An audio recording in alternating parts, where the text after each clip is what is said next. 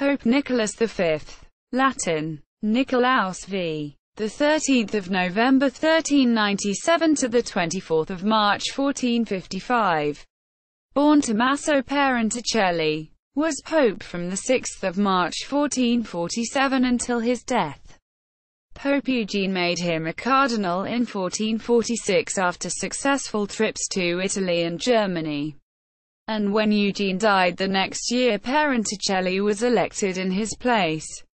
He took his name Nicholas in memory of his obligations to Niccolò Albergati.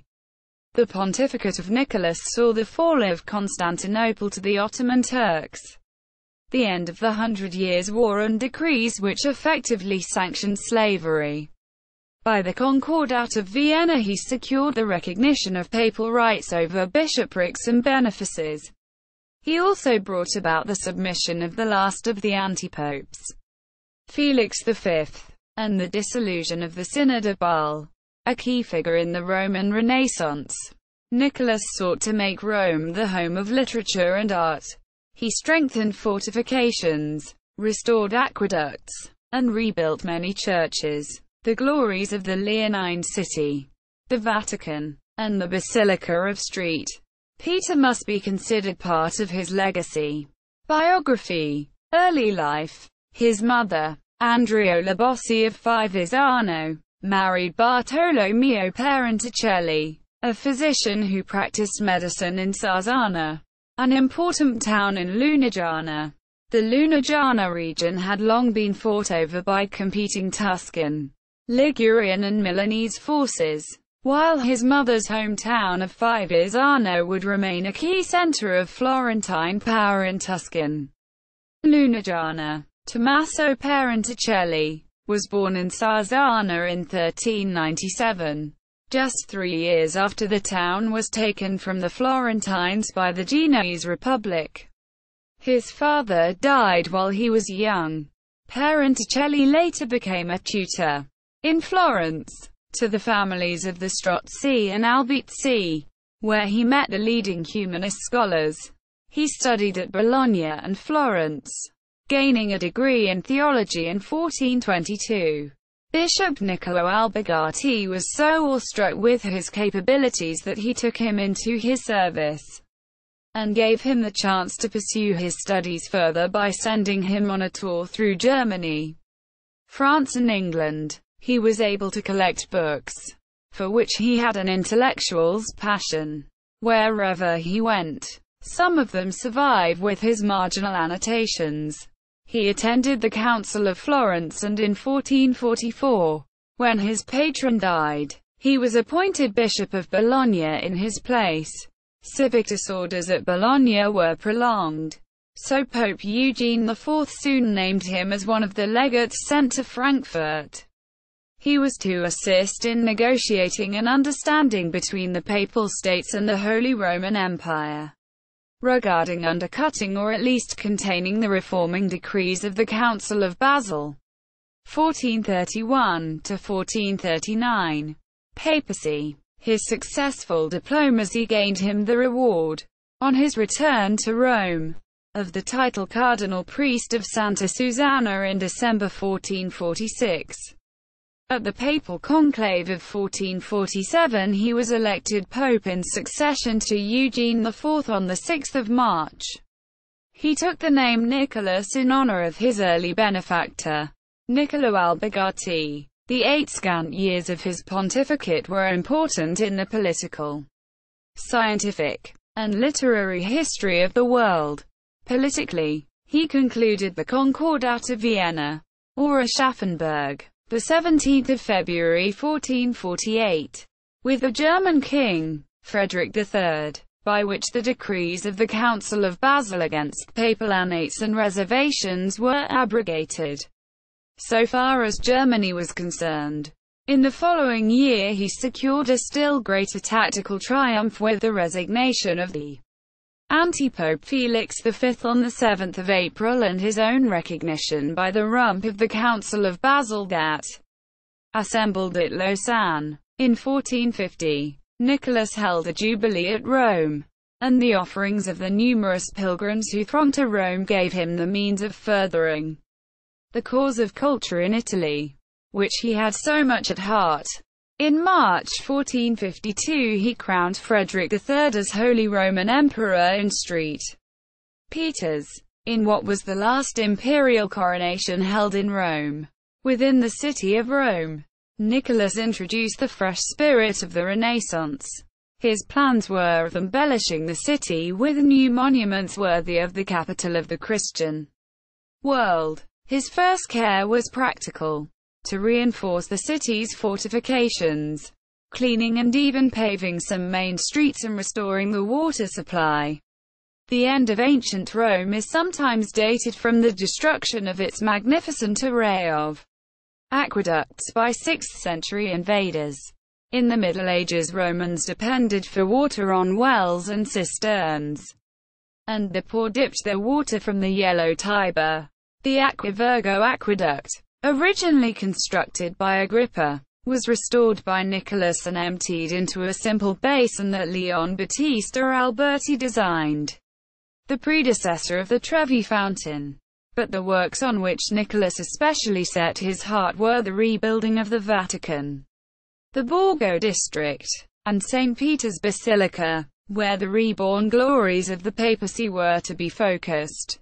He got as far as pulling down part of the ancient basilica, made some alterations to the Lateran Palace, of which some frescoes by Fra Angelico bear witness, and laid up 2,522 cartloads of marble from the dilapidated Colosseum for use in the later constructions. Under the generous patronage of Nicholas, humanism made rapid strides as well. The new humanist learning had been hitherto looked on with suspicion in Rome, a possible source of schism and heresy from an unhealthy interest in paganism. For Nicholas, humanism became a tool for the cultural aggrandizement of the Christian capital, and he sent emissaries to the east to attract Greek scholars after the fall of Constantinople. The Pope also employed Lorenzo Valla to translate Greek histories, pagan as well as Christian, into Latin. This industry, coming just before the dawn of printing, contributed enormously to the sudden expansion of the intellectual horizon. Nicholas, with assistance from Enoch of Ascoli and Giovanni Tortelli, founded a library of 9,000 volumes, including manuscripts rescued from the Turks after the fall of Constantinople. The Pope himself was a man of vast erudition, and his friend Aeneas Silvius Piccolomini, later Pope Pius II, said of him that, "What he does not know is outside the range of human knowledge." Pope Nicholas was also important in establishing the Vatican Library and protecting scholars who came to study the works found there. He saved many Greek works and writing, using the library as a safe haven for them during the time period. He was compelled, however, to add that the luster of his pontificate would be forever dulled by the fall of Constantinople, which the Turks took in 1453. Unsuccessful in a campaign to unite Christian powers to come to the aid of Constantinople. Just before that great citadel was conquered, Nicholas had ordered 10 papal ships to sail with ships from Genoa, Venice and Naples to defend the capital of the Eastern Roman Empire. However, the ancient capital fell before the ships could offer any aid. The Pope bitterly felt this catastrophe as a double blow to Christendom and to Greek letters. "It is a second death," wrote Aeneas Silvius to Homer and Plato. Quote, Nicholas preached a crusade and endeavored to reconcile the mutual animosities of the Italian states, but without much success. He did not live long enough to see the effect of the Greek scholars armed with unimagined manuscripts who began to find their way to Italy. In undertaking these works, Nicholas was moved to strengthen the weak faith of the populace by the greatness of that which it sees. The Roman populace, however, appreciated neither his motives nor their results, and in 1452 a formidable conspiracy for the overthrow of the papal government under the leadership of Stefano Porcari was discovered and crushed. This revelation of disaffection, together with the fall of Constantinople in 1453, darkened the last years of Pope Nicholas. As Thomas of Sarzana, he said, "I had more happiness in a day than now in a whole year." Pope Nicholas V and slavery. In late spring of 1452, Byzantine Emperor Constantine XI wrote to Pope Nicholas for help against the impending siege by Ottoman Sultan Mehmed II. Nicholas issued the bull Dum Diverses, the 18th of June 1452, authorizing King Alfonso V of Portugal to attack, conquer, and subjugate Saracens, pagans and other enemies of Christ wherever they may be found. Issued less than a year before the fall of Constantinople in 1453. The bull may have been intended to begin another crusade against the Ottoman Empire. Ownership of the Canary Islands continued to be a source of dispute between Spain and Portugal, and Nicholas was asked to settle the matter, ultimately in favor of the Portuguese. The geographical area of the concession given in the bull is not explicit, but historian Richard Racewell finds that it clearly refers to the recently discovered lands along the coast of West Africa. Portuguese ventures were intended to compete with the Muslim Trans-Sahara caravans, which played a key role in the highly profitable Muslim slave trade and also held a monopoly on West African gold and ivory. The Portuguese claimed territorial rights along the African coast by virtue of having invested time and treasure in discovering it. The Castilian claim was based on their being the heirs of their Visigoth ancestors.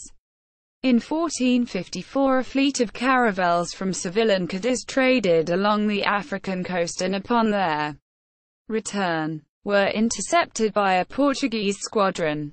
Enrique IV of Castile threatened war. Afonso V appealed to the Pope for moral support of Portugal's right to a monopoly of trade in lands she discovered. The papal bull, Romanus Pontifex, issued on January 8, 1455, endorsed Portuguese possession of Ceuta, which they already held, and the exclusive right to trade, navigation, and fishing in the discovered lands, and reaffirmed the previous Dum Diverses.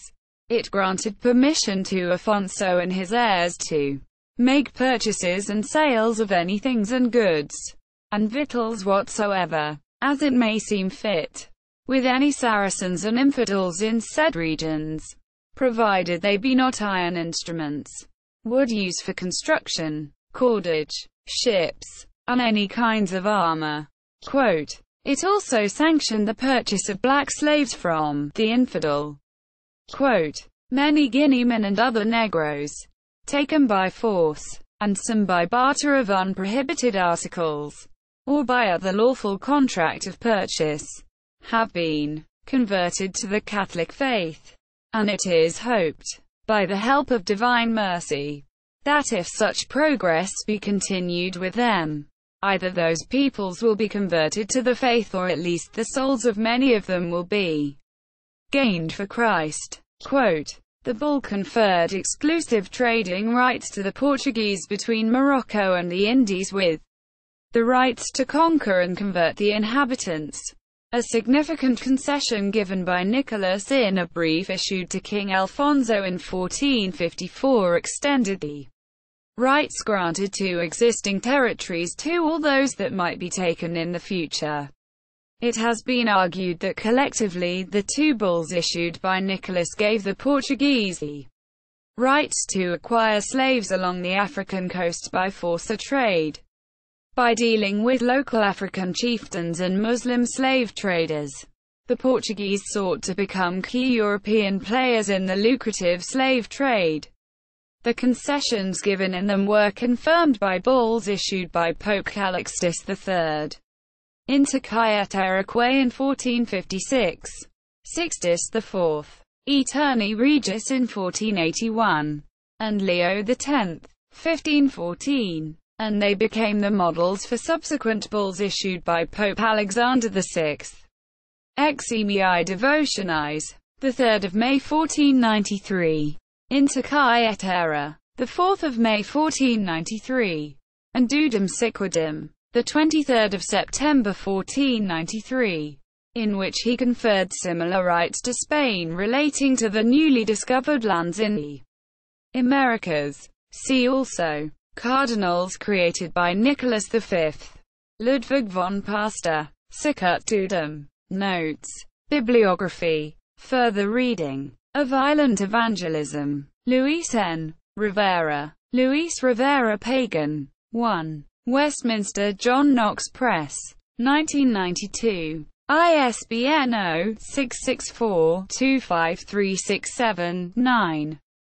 Documentes zur Geschichte der Europäischen Expansion. HRSG. Von Eberhard Schmidt. München. Beck. B.D. Die mittelalterlichen Ursprung der Europäischen Expansion. HRSG. Von Charles Verlanden und E. Schmidt. München. Beck. 1986. 450 s. Here. Doc. 40. Nicholaus V. Übertritt in der Bulla Romanus Pontifex. S. 218-231. Massimo Milio. Niccolò V. In. Massimo Bray. ed. Enciclopedia dei Papi. Istituto della Enciclopedia Italiana. Volume 2. Niccolò I. Santo. Sisto IV. Rome. 2000. OCLC 313581688. pp. 644-658. Full text of his papal bull Pontifex Romanus in English translation. http www.newadvent.org Cathan 11058a. HTMCE